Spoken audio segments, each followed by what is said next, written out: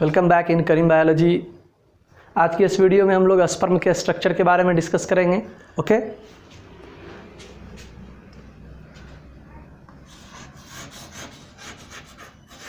Structure of sperm. Fine. तो सबसे पहले हम लोग डिस्कस करेंगे कि स्पर्म होता क्या है। आपने प्रीवियस लेक्चर में ही पढ़ा होगा स्पर्म के बारे में कि स्पर्म एक मेल गैमेट है जो माइक्रोस्कोपिक होता है। ओके,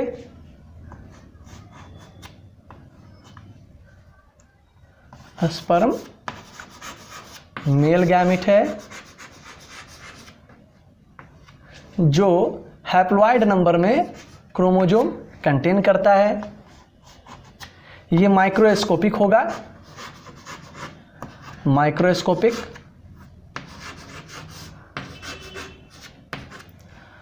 और जब इजाक्यूलेशन होता है तो उस वक्त मैं अगर स्पर्म के नंबर की बात करूं तो 200 से 300 मिलियन स्पर्म रिलीज होते हैं सिंगल इजाकुलेशन में। Sperm release in single ejaculation, in single ejaculation।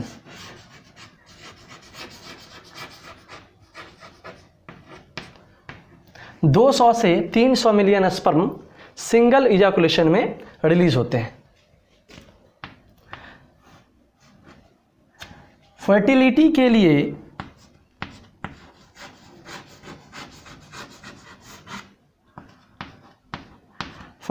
के लिए ये ज़रूरी है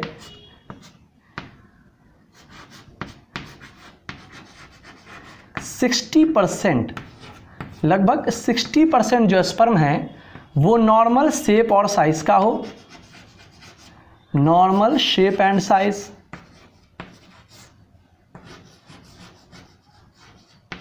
और 40% sperm, about 40% sperm has vigorous motility,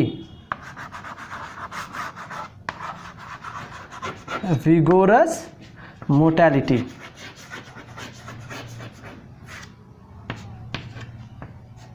okay, हम लोग जानते हैं कि मेल गैमेट स्पर्म मोटाइल होता है जो मेल बॉडी से ट्रांसफर होता है फीमेल जेनिटल ट्रैक्ट में। ओके, ओवम को फर्टिलाइज करने के लिए। तो ओवम को फर्टिलाइज करने के लिए ये ज़रूरी है कि 60% स्पर्म का शेप और साइज नॉर्मल वे में हो और 40% जो स्पर्म हैं उनकी मोटेलिटी विगोरस होनी चाहिए। ओके, तभी जाके ओवम को स्पर्म फर्टिलाइज कर सकता है। क्लियर है? चलिए अब हम लोग डिस्कस करेंगे स्पर्म के पार्ट्स के बारे में।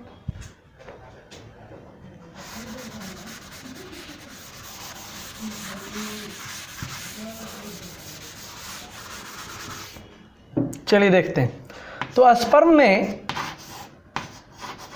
या स्पर्म के 4 पार्ट्स होते हैं।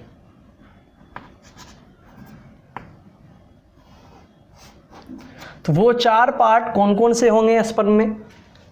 फर्स्ट पार्ट को हम लोग बोलते हैं head,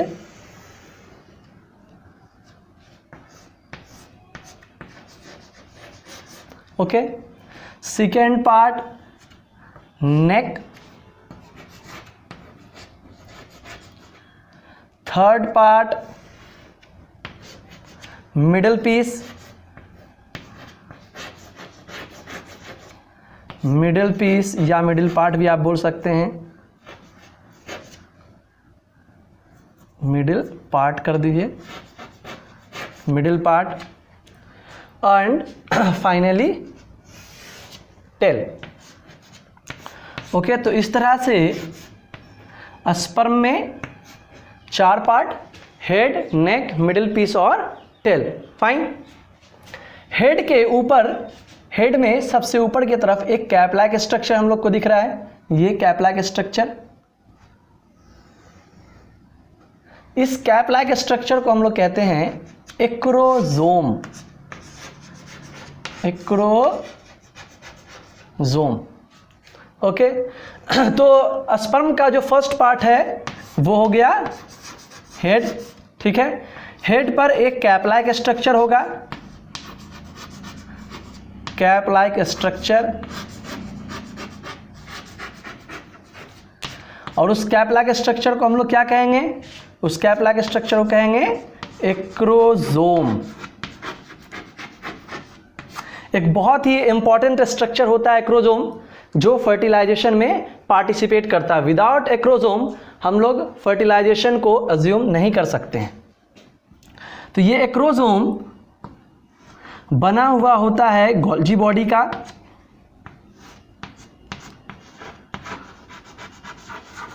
form from Golgi body, Golgi body. और एक्रोजोम सिक्रीट करता है enzyme, it secrete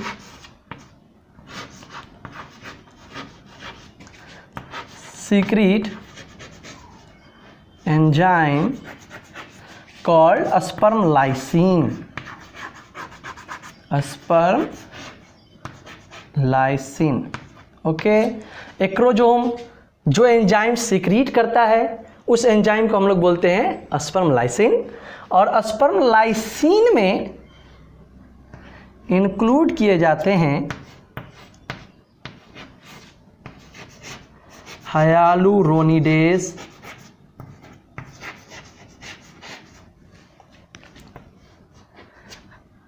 जोनालाइसिन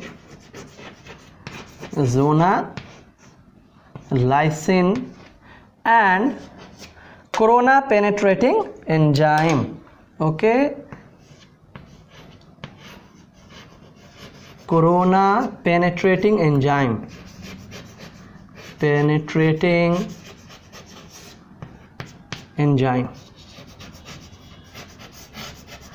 corona penetrating enzyme। तो स्पर्म का जो फर्स्ट अपर पार्ट है उसे हम लोगों ने कहा हेड। हेड पर जो कैप लाइक स्ट्रक्चर हम लोग को दिख रहा है यहाँ फिगर के अंदर, उसे हम लोग कहेंगे एक्रोजोम। ये एक्रोजोम बना हुआ होगा किसका? गोल्जी बॉडी का।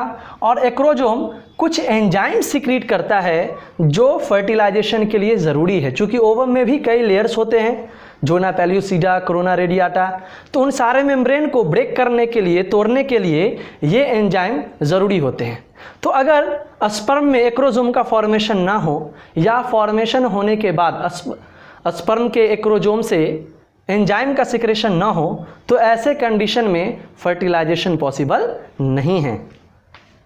ओके, तो मैं आपको बता रहा था कि ये जो एक्रोजोम है वो गोल्जी बॉडी के बने होते हैं और एक्रोजोम कुछ एंजाइम सिक्रीट्स करते हैं जिसे हम कहते हैं स्पर्म लाइसिन, और इसके अंदर इंक्लूड किया जाता है हियालुरोनिडेज, जोनालाइसिन और कोरोना पेनिट्रेटिंग एंजाइम। इस पॉइंट से क्वेश्चंस भी होते हैं, जैसे एक क्वेश्चन यहाँ से हो सकता है, एक्रोजोम किस पार्ट्स का बना होगा? गोल्जी बॉडी का। फाइन, एक्रोजोम से कौन से एंजाइम्स निकलते हैं? स्पर्म लाइसिन, ठीक है। या इस तरह से भी क्वेश्चन हो सकता है, स्पर्म के हेड पर जो कैप लाइक स्ट्रक्चर होता है उसे हम क्या कहेंगे? एक्रोजोम कहेंगे। ओके, क्लियर है? चलिए, ये वाला जो पार्ट्स है हेड और मिडिल पीस, ओके, हेड और मिडिल पीस के बीच का जो पार्ट होता है छोटा सा, उसे हम कहते हैं नेक। और नेक कंसिस्ट करता है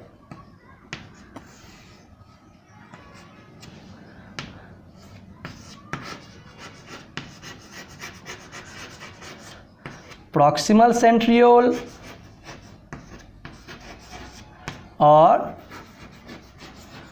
डिस्टल सेंट्रियोल,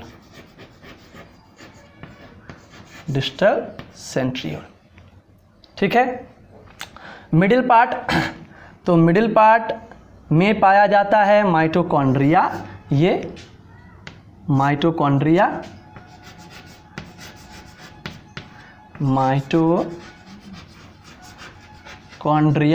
ठीक है। और इस माइटोकॉन्ड्रिया का फंक्शन क्या है? तो ये एक एनर्जी के सोर्स के फॉर्म में काम करता है, ओके, एनर्जी सोर्स, इसलिए इसे हम लोग power house of the sperm भी कहते हैं। Power house of the sperm, ठीक है। ये भी क्वेश्चन होता है। स्पर्म के मिडिल पीस में या मिडिल पार्ट में क्या पाया जाता है? माइटोकॉन्ड्रिया। इसी से एक और क्वेश्चन हो सकता है, स्पर्म के पावर हाउस को हम लोग क्या कहेंगे? माइटोकॉन्ड्रिया, ठीक है। सिंपल सा क्वेश्चन है। और फाइनली ये जो लास्ट पार्ट है हमारा, इसे हम लोग कहते हैं टेल, और टेल का काम होता है मूवमेंट में हेल्प करना, okay. Helps in movement of sperm, helps in movement, okay. ये वाला पार्ट हेड में, ये आपका है न्यूक्लियस, जिसमें क्रोमोसोम्स और दूसरे मटेरियल्स पाए जाते हैं। फाइन, मैं एक बार रिपीट करता हूँ स्पर्म के स्ट्रक्चर को, क्या क्या बातें हमने की। तो स्पर्म में 4 पार्ट हम लोगों ने देखा, हेड, नेक, मिडिल पार्ट और tail, okay. Head upper part है, और हेड में ऊपर की तरफ एक कैप लाइक स्ट्रक्चर होता है जिसे हम लोग एक्रोजोम कहते हैं। ये एक्रोजोम बना हुआ होता है गोल्जी बॉडी का, और सिक्रीट करता है कुछ एंजाइम्स जिसे हम कहते हैं स्पर्म लाइसिन, ओके। इसके बाद हम लोगों ने बात किया कि हेड और मिडिल पीस के नीचे बीच में नेक पाया जाता है, जिसमें प्रॉक्सिमल और डिस्टल सेंट्रियोल होते हैं। नेक के नीचे मिडिल पार्ट होता है जिसमें माइटोकॉन्ड्रिया प्रेजेंट होता है, और ये स्पर्म के पावर हाउस होते हैं जो फर्टिलाइजेशन के दौरान, मूवमेंट के दौरान एनर्जी प्रोवाइड करते हैं स्पर्म को। और सबसे लोअर पार्ट्स, इसे हम लोग कहते हैं टेल, ये स्पर्म के मूवमेंट में हेल्पफुल होता है, ओके। चलिए,